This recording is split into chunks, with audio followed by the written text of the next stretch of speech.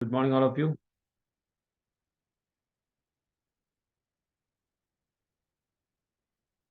Good morning, all of you.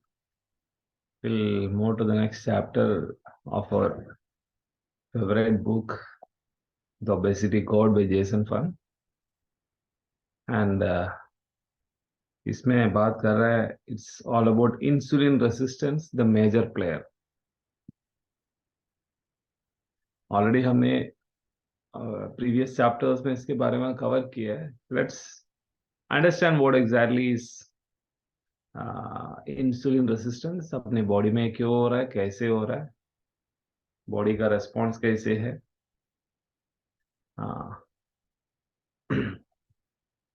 And starting with an example, opera Winfrey, हम सबको पता है, शी वाज द हेवीएस्ट, मतलब उनका हेवीएस्ट वेट है दैट वाज 107.5.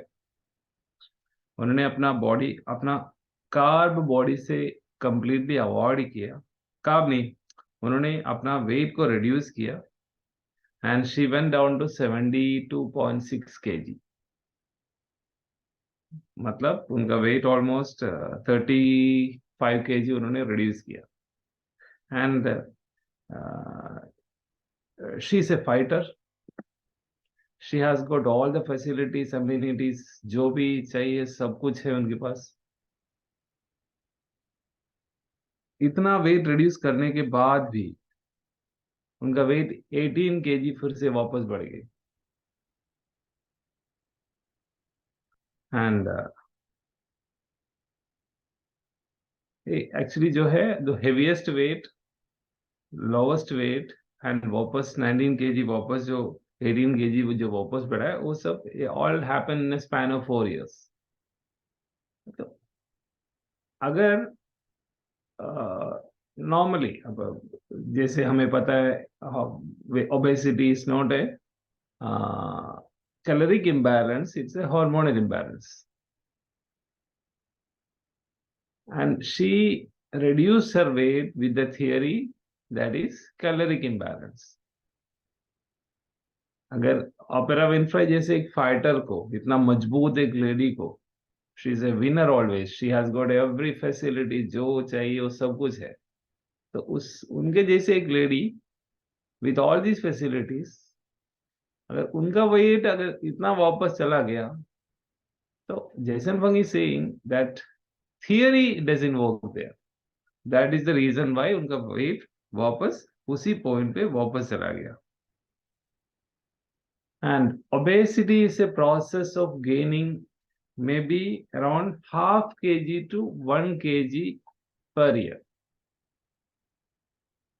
Obesity किसी को होता है, ऐसे नहीं कि ठग से वेट बढ़ गया उनका. Obesity is something like weight हर साल में 1-1 kg बढ़ते बढ़ते बढ़ते 10 साल में 10 kg और 15 साल में 15 kg, उस तरह का ग्रेजुअली वेट बढ़ता है. एंड ओबेसिटी हैपेंस दैट वे.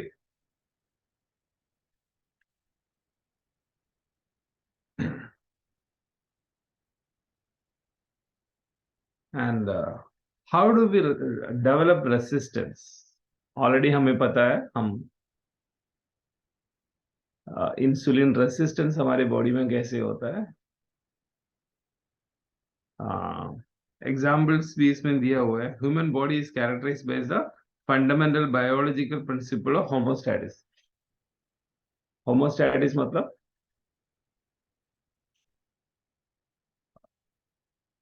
जो बॉडी का एक इक्विलिब्रियम है, उसी में हमेशा वापस आने का बॉडी कोशिश करेगा.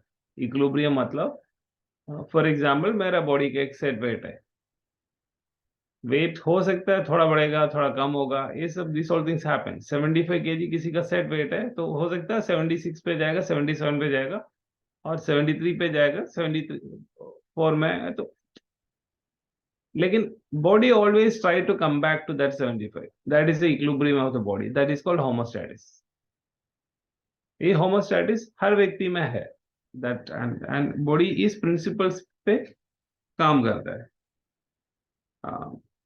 जैसे हमारा बॉडी का, if you become very cold, body adapt by increasing the body heat, and if you become very hot the body sweats and try to cool itself. ठीक है, अपना बॉडी गर्मी हो गया तो अ, मतलब बॉडी वो इक्विलिब्रियम में वापस आने का कोशिश करेगा। That is always happening in our body. And insulin, हमें पता है इंसुलिन बॉडी इसलिए प्रोड्यूस करता है, जो हम लोग कार्बोहाइड्रेट जो खाते हैं, जो फूड जो खाता है उसको डाइजेस्ट करके सेल में, अपना सेल्स में पहुंचाने का काम करता है अपना बॉडी में इंसुलिन। लेकिन हम लोग जो खाना खा रहा है, ह्यूमन फिजियोलॉजी में देखा जाएगा तो एक टाइम में ह्यूमन बीइंग्स को फूड वो से स्कर्स कमोडिटी, मतलब अपना हंटर गैदर एज का जो ह्यूमन बीइंग था, उनको फूड ऐसे नहीं कि फूड उनको हमेशा अवेलेबल चाहिए था। जब जब मर्जी है उस टाइम पे खाने के लिए खाना अवेलेबल नहीं रहता था, क्योंकि human beings had to gather their food, hunter gather age में जाके हंटिंग करके जानवर को मार के खाना पड़ता है। ऐसे नहीं कि रोज घर में चावल बनता था, नो। वो सब स्टार्ट होके ज्यादा कुछ, मतलब कुछ थाउजेंड्स में, मे बी 3000 to 5000 ईयर्स के पीरियड में ऐसा हुआ है। लेकिन उससे पहले का जो आदमी है, ह्यूमन बीइंग है, वो हंटर गैदर एज था, जंगल में रहता था, उनको शिकार करके खाना पड़ता था। तो खाना, फूड जो है, that was a scarce commodity, नहीं मिलता था उनको। लेकिन आज के दिन में food is a surplus commodity. We are living in a world of food, not in a world of food deficiency, we are living in a surplus food world. खाना हमें हमेशा मिलता है। सो हम जाने अनजाने हम लोग खाते ही जा रहा है। सपोज हमारा ब्रेकफास्ट हो गया और लंच हो गया, उसके बीच का पीरियड में भी कुछ ना कुछ खा ही लेते हैं हम लोग। लंच और डिनर के पीरियड में भी बीच का जो टाइम है, 5-6 घंटे का जो टाइम है, उस पीरियड में भी मंचिंग समथिंग इन बिटवीन होता है। स्नैक्स, चाय पिया, उसके बाद साथ कुछ खाया, समोसा, बड़ा, ये सब, दिस ऑल थिंग्स हैपन। इससे क्या हो रहा है, अपने बॉडी में शुगर का presence is there always in our blood. इस वजह से इंसुलिन का प्रेजेंस भी हमारा बॉडी में हमेशा रहता है। जैसे कोविड आने के बाद, कोविड में इंजेक्शन आने के बाद कोविड रुक गया। This is the normal thought, हो सकता है होगा इसे ही। लेकिन वो इंजेक्शन में, वैक्सीन में क्या हो रहा है, वो कोरोना वायरस का एक पार्टिकल को अपने बॉडी में डाल रहा है। नहीं तो ऐसे भी बोल रहा है, जिसको कोविड आया उनको दोबारा नहीं आ रहा है। अगर दोबारा आएगा तो भी उनका बॉडी आराम से उसको फाइट कर रहा है। ये तो हम देखा ही है, जिसको कोविड आया दोबारा आने से उनको ज्यादा प्रॉब्लम नहीं हो रहा है। तो इससे क्या इसका मतलब क्या है, ऑलरेडी उनका बॉडी कोविड को फाइट करने के लिए, बॉडी को ऑलरेडी पता है, it's already there in the body. Covid का रेसिस्टेंस उनका बॉडी में आ गया। अभी उनका बॉडी में कोविड एक्शन नुकसान नहीं कर पा रहा है, बिकॉज बॉडी कोविड रेसिस्टेंट है। द सेम वे अपना बॉडी एंटीबायोटिक रेसिस्टेंट भी है। कुछ मेडिसिन लोग खाते हैं, आप ऐसे भी सुना होगा, जो लोग डायबिटीज के लिए जो इंसुलिन इंजेक्शन लेते हैं, तो उनसे पूछेगा तो वो लोग बताता है, हाँ पहले मैं 10 लेता था, आजकल 15 ले रहा है। पहले सुबह लेता था, आजकल शाम को ही लेना पड़ रहा है। क्यों? बॉडी ऑलरेडी उसके लिए रेसिस्टेंट हो गया। तो उसको डोसेज को बढ़ा के लेना पड़ रहा है। कुछ लोगों को कुछ मेडिसिन रेसिस्टेंट होता है। सेम वे अभी जैसे मैंने बताया कोविड कोविड का एग्जांपल जो मैंने जो बताया, वायरल रेसिस्टेंस होता है।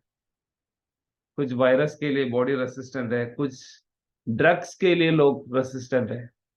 कुछ कुछ मेडिसिन लिया और उसको और डोसेज बढ़ा के लेना पड़ रहा है। These all things happens in our body. Same way अपना इंसुलिन भी, इंसुलिन के लिए बॉडी धीरे धीरे धीरे धीरे धीरे इंसुलिन रेसिस्टेंट बन जाता है। और इसीलिए अपने बॉडी में इंसुलिन का मात्रा, इंसुलिन का परसेंटेज हमेशा रह जा रहा है। Due to the continuous and consistent presence of insulin in our body, अपना बॉडी धीरे धीरे इंसुलिन के लिए रेसिस्टेंट बन जा रहा है। एंड इंसुलिन रेसिस्टेंस हमारा बॉडी में, इट्स नॉट लाइक दैट हमारा entire body is resistant to insulin. अपना पूरा शरीर इंसुलिन के लिए रेसिस्टेंट है, उस तरह से बॉडी काम नहीं करता। There is something called compartmentalization of insulin resistance. तो इंसुलिन का रेसिस्टेंस के लिए अपना बॉडी अलग अलग कंपार्टमेंट जैसे बना हुआ है।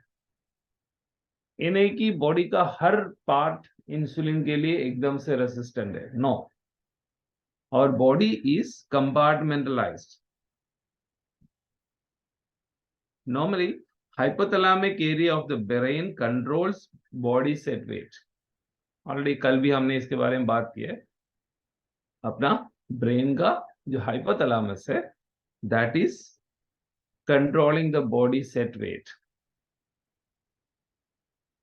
मतलब इंसुलिन का मात्रा, इंसुलिन का प्रेजेंस बॉडी में हमेशा रह जा रहा है। इसीलिए that is our body is becoming resistant to it, and this continuous and consistent presence of insulin will trigger the hypothalamus to increase our set weight. किसी का अगर बॉडी का सेट वेट 75 kg है, इंसुलिन का continuous presence की वजह से वो सेट वेट को बढ़ा के 75 को 78 बनाया और 78 को 80 पे पहुंचाया और 85 पे पहुंचाया। And hypothalamic area of the brain controls the body set weight, and that insulin play a key role in resetting the body set weight up or down.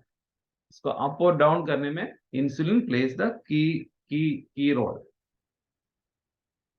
अपना बॉडी में जैसे मैंने बताया, it's divided into 3 parts, brain, liver and muscle.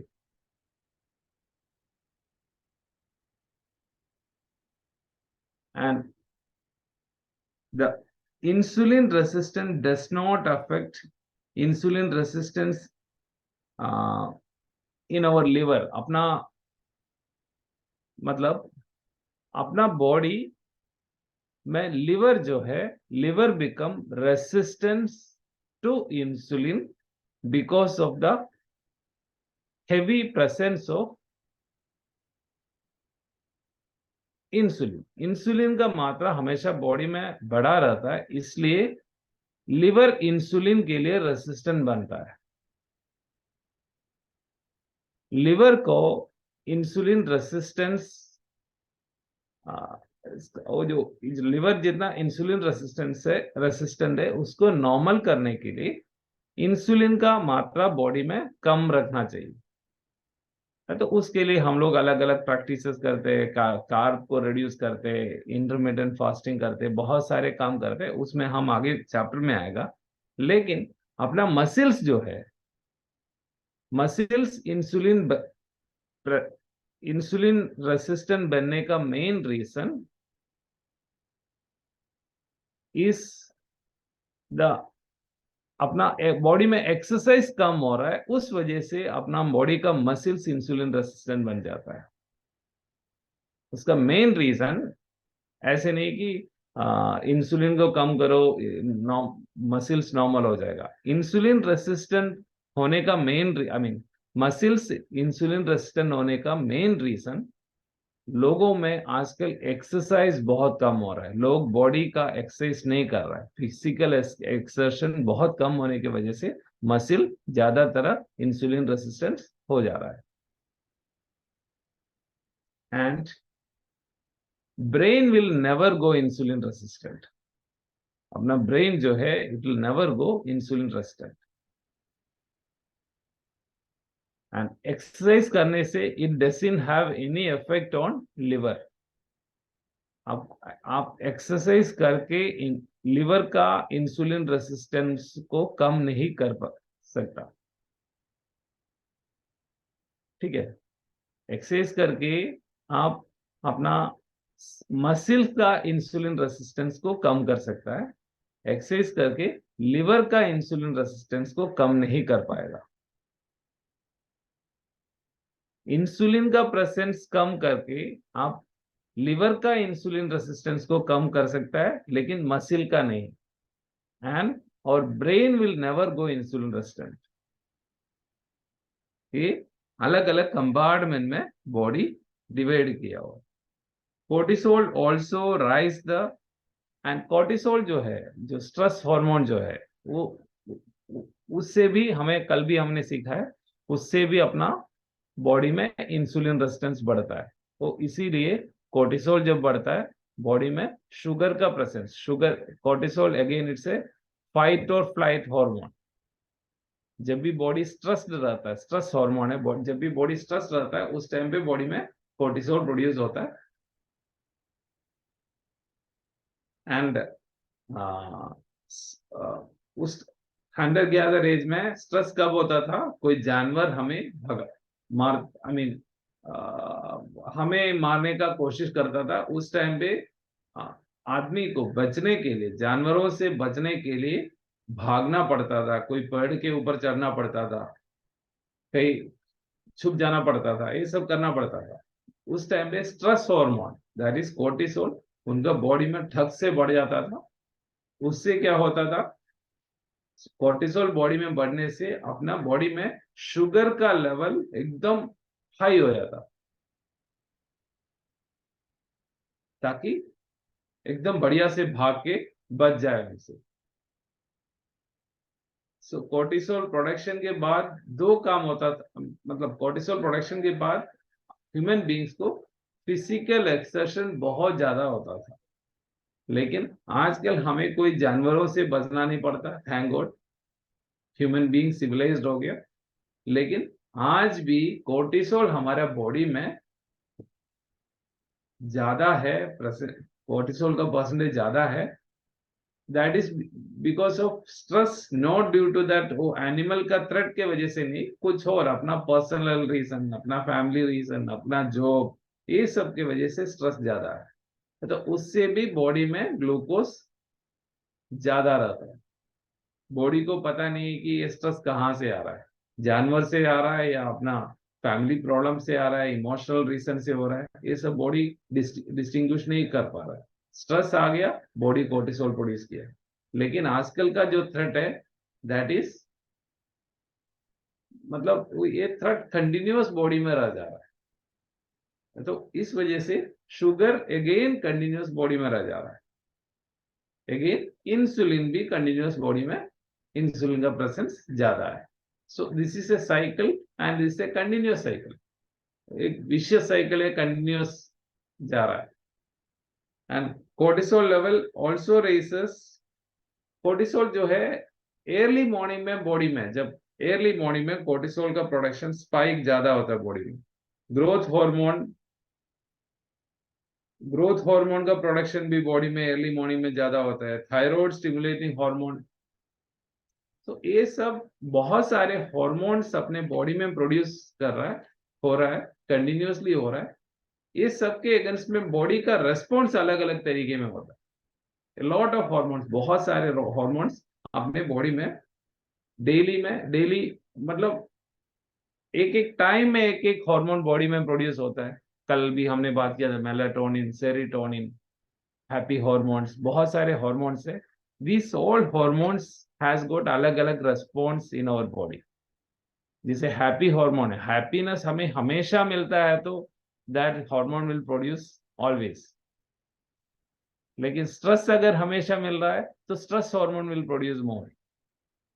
तो किस तरह का environment में हम लोग रह रहा है, दैट इज वेरी इंपॉर्टेंट. लेकिन आजकल जिस तरीके का एनवायरनमेंट में हम लोग रह रहा है उसमें जो खराब कोलेस्ट्रॉल है उसका प्रोडक्शन बॉडी में ज्यादा हो रहा है. सो हम लोग बीमारी की तरफ ज्यादा जा रहा है. ये कंपार्टमेंटलाइजेशन इसमें बहुत इंपॉर्टेंट है. So understand about it. अपना बॉडी, अगेन लिवर का इंसुलिन रेस्पॉन्स अलग है, ब्रेन का इंसुलिन रेस्पॉन्स अलग है, अपना बॉडी मसल्स का इंसुलिन रेस्पॉन्स अलग है. ये सब बॉडी अलग अलग इसको ट्रीट करते हैं. So understand carefully, understand more about all these things, so that we'll get a good control grip over our insulin. So आगे चैप्टर्स में बहुत सारे डिस्कस कर रहे हैं, लेकिन हम लोग बाकी चीजें कल डिस्कस करेंगे. Will discuss tomorrow. This all for today.